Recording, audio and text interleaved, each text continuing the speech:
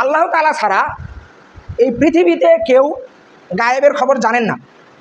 অদৃশ্যের খবর আল্লাহ তাআলা ছাড়া এই পৃথিবীতে আর কেউ জানেন না। এটা আমাদেরকে স্বীকার করতে হবে। কেন স্বীকার করব? এটা কি মুখের কথা?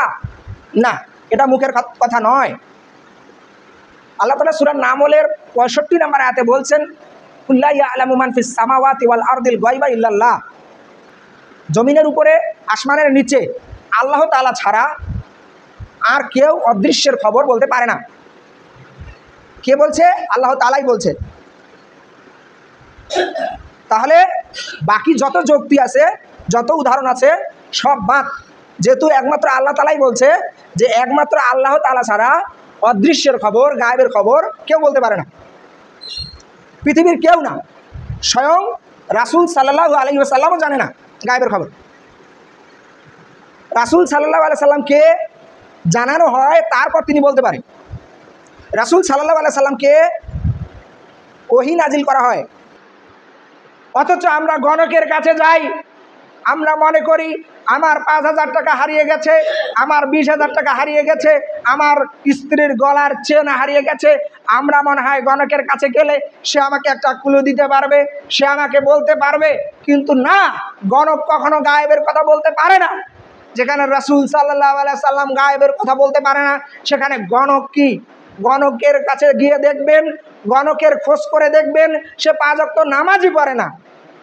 গণকের কাছে গিয়ে দেখবেন সে ঠিকমতো প্রস্রাব করে পানিও নেয় না। এমনও গণক আছে, অনেক গণক আছে হিন্দু, তার কাছেও যায়। বিশ্বাস করেন, যদিও কোনো কিছু মেলে সেটা হলো শয়তানের চক্রান্ত। আল্লাহ তাআলা শয়তানকে কিছু পাওয়ার দিয়েছেন। অনেকে বলে যে গণকের কথা তো কিছু মেলে, এ ব্যাপারে হাদিস রয়েছে। এ ব্যাপারে হাদিস হলো আল্লাহ রাসূল সাল্লাল্লাহু আলাইহি সাল্লাম বলছেন যে ফেরেশতারা আসমানে আল্লাহর বিধান সম্পর্কে বলাবলি করে, ফেরেশতারা জমিনে মানুষের বিভিন্ন ঘটনা নিয়ে আলোচনা করে। শয়তান তখন ওত পেতে থাকে, শয়তান তখন এই ঘটনাগুলো শুনে ফেলে।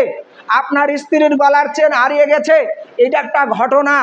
এই ঘটনা ফেরেশতারা উপরে আসমানের উপরে বলাবলি করে।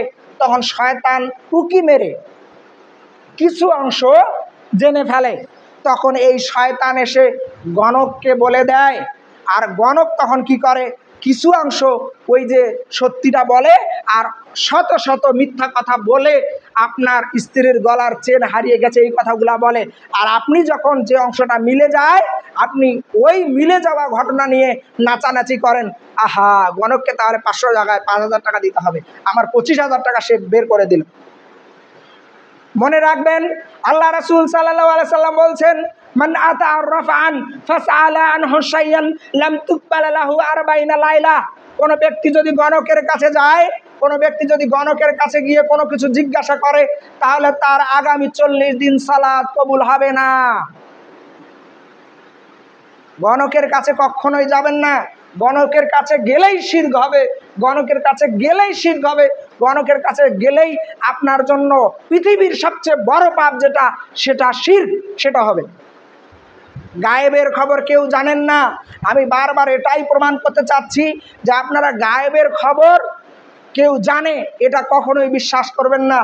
একমাত্র আল্লাহ তাআলাই গায়েবের খবর জানেন, আর কেউ জানেন না।